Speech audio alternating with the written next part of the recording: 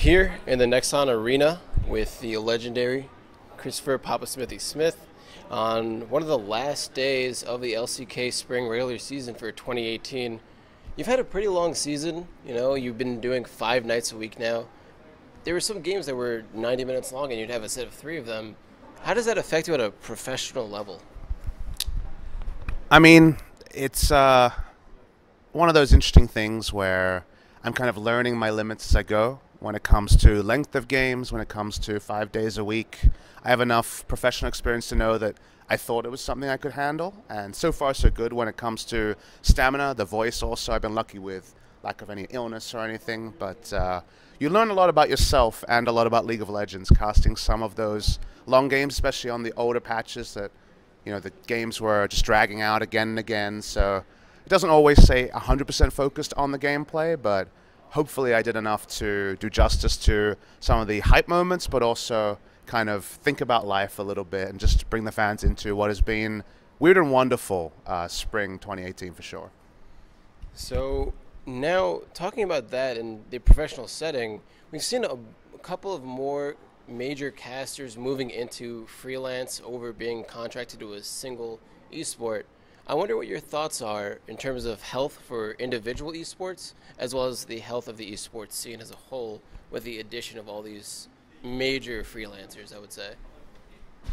I mean, obviously, Deficio going freelance is kind of a big hot topic right now, and then there are some games where freelance is the norm, like CSGO, for example, and then League of Legends is predominantly, outside of Korea, being the more traditional, at least the developer-centric model where Riot Games employees are the ones behind the mic, and I don't really have a strong opinion either way on what the best course of action is. I think purely for the individual, it's great to have options. It's great that Riot can now allow for freelancing because it's not always going to be, I want to be a freelancer so I can cast 2 or 3 big titles. I think for a lot of people, freelancing represents kind of business interests that lie outside the traditional employee-employer model that being a Riot Games employee is. And I think if that fits you, then by all means, chase your dreams. Casting is certainly a lot of casters' first dreams, but we get exposed to, all parts of the industry fulfilling the role we do as kind of a front man for League of Legends. And if along the way you pick up something that you find interesting or you want to go into, I think it can be great as well. So it's a really complex topic because there is a lot of different things when it comes to freelancing, and because it's very individual, I'm very comfortable as a freelancer, so I'm really happy with where I'm at, but I don't judge anyone else. And especially when you're starting your career, having a kind of full-time position where you're less about purely your output. You're not just, I'm a freelance caster, this is the last tournament I did, please hire me based on that. Having more development resources, which what traditionally Riot Games has provided their casters. Everyone has to start somewhere. So when you're starting, I think that actually the other side of the coin might be the way to go. But when you're already established, like Martin, like myself, I think freelancing can also work really well too. So difficult question to fully unpack, but basically, if you have the opportunity and it fits your life, take it. Definitely. Thank you for that. So, speaking of casting in general, I've been in Korea for a couple of days. It's definitely been an experience for me. Can you walk me through a quick rundown of what does a full day of casting look like for you from, pre-show what's happening right now? What does it look like to you?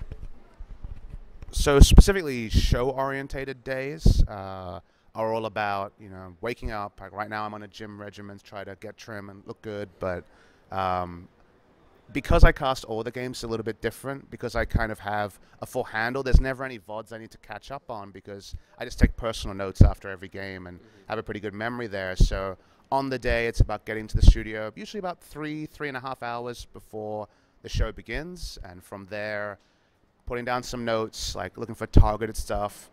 Both SpoTV and OGN provide kind of talking points in English and Korean that they have, and then there'll always be things that I want to talk about separate to theirs. So unlike traditional Riot, where there's story meetings that are kind of all on hands, because we have the mixed language aspect over here in Korea, that part is a little bit different, but it's just basically about what are the matches on the day, what sort of storylines do I think need to be incorporated, and also touching upon what the broadcast in Korea has decided it's going to be.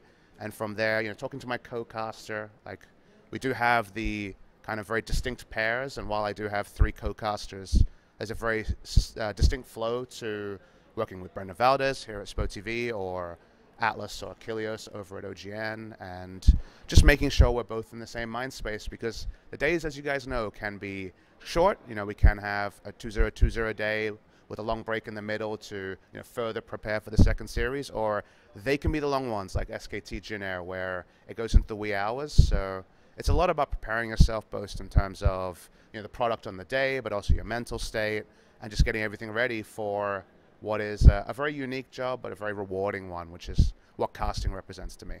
Mm-hmm. So you mentioned storylines over there, and earlier this year and somewhat last year, you did mention that you wished the West knew more storylines from the LCK, being that there's such a small interface, I would say. Coming into the end of this season, you got a couple of days left. What are some storylines outside of the SKT slump that you think that Western fans should know about? It's a very multi-layered question to lay on me. I think the kind of gist of what I was talking about when I was talking about kind of wishing there was more was specifically around player stories as people, like humanizing some of the players here. Like, there is a lot of stuff that is released in the Korean media that may or may not get translated that adds that extra layer. For example, one of the ones I know about is that Tucson, the star support from Africa Freaks, took a year off. A lot of people know that he took a year off, but not a lot of people know it was to tend for a sick family member. Pure selfless, interrupting his career and then rebuilding it last year and now being a star. Like, those are things that are lost because of the differing, news reels and how information gets through that I think are really important. When it comes to like team storylines, I think everyone's focused on the SKT storyline and what it means to have a team go from world final to struggling to make it to playoffs. I'm just right now thinking about strength of schedule, and SKT have a real chance at making it, but it's an outside chance. And kind of the coolest storyline that's ruminating around my head right now is that SKT versus KSV could be a wildcard match. It could be the first match of the gauntlet, and then from there we crown a new champion. So the World Championship matchup 6 months ago is now going to be the beginning of the best of three before the best of fives even roll, and what that means and how the meta is interacted with that, and how the SKT organization and fans are understanding this 6-8 record they're in is just fascinating, because we know that we have very hardcore engaged fans who are fully aware of this, but then also there's always going to be people tuning in who only watch Worlds and just happen to be awake at the wee hours in North America or up early in Europe. And then just to be able to parse that for everyone. We want every viewer to take away something. We want to serve our core audience, which is a very hardcore audience who is very engaged with the game. You're watching the English language broadcast of Korea at a bad time zone. Like, clearly you're going to be a big fan, but also being able to tap into very traditional sports metaphors and very traditional ideas of what it means to be a favorite, what it means to, fall and lose, like just things that relate to everyday life, because the SKT fans have been proud and happy for a long time, and seeing the struggle there, both on the fans here in Korea and for the global fans who never really have had a lean time, is, to me, as someone who's come from many, different influences before I came to casting, it's fascinating.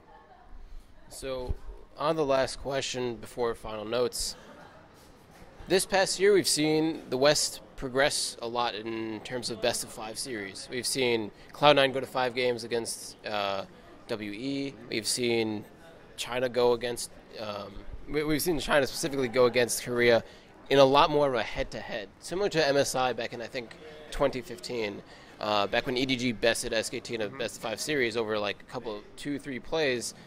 Same thing happened here, but SKT won out. Yep. And then WE took a game off of Samsung at the time, now KSV, when no other team has taken a game off them in the entire World's playoff stage, I would say. Do you think that the West has it this year to actually close out a series, not just a 1 or 2 game win, an actual palpable victory over Korea? Do you think that's possible this year, or do you think it'll need some time? I think you talked yourself out of the answer you're looking for when you specified the West, because now you're saying NA and EU. And when it comes to beating, say, KINGZONE in a best of 5, then no, I don't think there is a chance. As things lie right now, a very long season to run. When it gets to the top echelon, the top 3 teams, so right now we're talking about Afrika Freaks, KT Rolster, and KINGZONE DragonX, and potentially KSV upsetting KT, as always seems to be the way. No, I don't think that it is there for the West, but if you include China, if you include the non-LCK regions, you look at how IG's playing in the LPL, there's a really real chance they could beat 2 out of those 3 teams, maybe all 3, depending on how the chips lie. And that's exciting. I think MSI, if it does end up being KINGZONE and IG, which is how it's shaping now, but playoffs can be fickle, there is a real chance that IG can run them close. And fans have been burnt when it comes to following the Chinese teams. Fans really, I think, have to see the evidence in front of them at an international event to believe it. But I watch IG and I say that they are a very good team. So when it comes to World's time, is there a potential for a Korean team to lose a best-of-5 to a non-Korean team? Right now, I'm willing to say yes. Now, after summer season or after MSI, the LCK is very, very competitive, and the top 3 teams at any moment, I think, are going to end up being 3 out of the 4 best teams in the world. But it got close last year. Misfits, one different decision around diving that inhibitor could have been a victory for Misfits and rewritten a lot of what we expected about Worlds. So I think it's an exciting time to be a fan. I'm obviously enamored and right now focusing on my own league, and it's been a great time to be an LCK fan, but there are other great teams out there, and that's great. That's what we want. We want competition. Korea doesn't have to win every year. I get to smile at the end if they do, but as long as we can keep it vibrant, as long as the best team wins every time, I'm hyped. All right, that's fantastic. And hopefully more and more fans around the world learn more about these teams. I think Riot put out a thing on Tuesdays where they're putting their matches of the week. So we're going to see a lot more LPL, which honestly, in my opinion, should get a lot more coverage. I've been watching since the Demacia Cup this year. But anyways, on to the last notes. You have a lot of fans out there. They look at you as one of the primary interfaces between Korea and the rest of the regions of the world. Do you have any words to say, anything to the fans or to the people that tune in the wee hours, morning or night, for you and for LCK? Hard to keep this one succinct, but especially for you fans out there that are working against time zones, your body's saying go to bed, but you're staying up for that hot Korean League of Legends action. A big thank you. None of this is possible without your support, and especially this year when I've been casting all 5 days, there's so many nice people, even in places you wouldn't expect. Twitch chat has been very nice. A lot of people take the time to tweet at me or send a private message on Twitter to say thank you, and it means so much because I'm doing what I love, and that is all. That on the one hand is commentating these games that are great and stimulate me in a way that I'm just so excited to see what happens next, what the new pick is, what the macro decision is, but also to entertain and inform the viewer, and the entertainment part is important. And some of those games, like you mentioned, have been long, and at 70 minutes there's no strategy to talk about.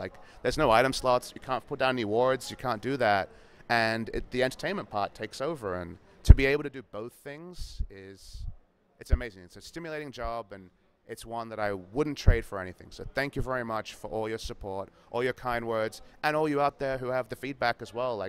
We just want to keep bringing you the best product here at the LCK, and one day at a time, we try and get better every time we do it. So thank you.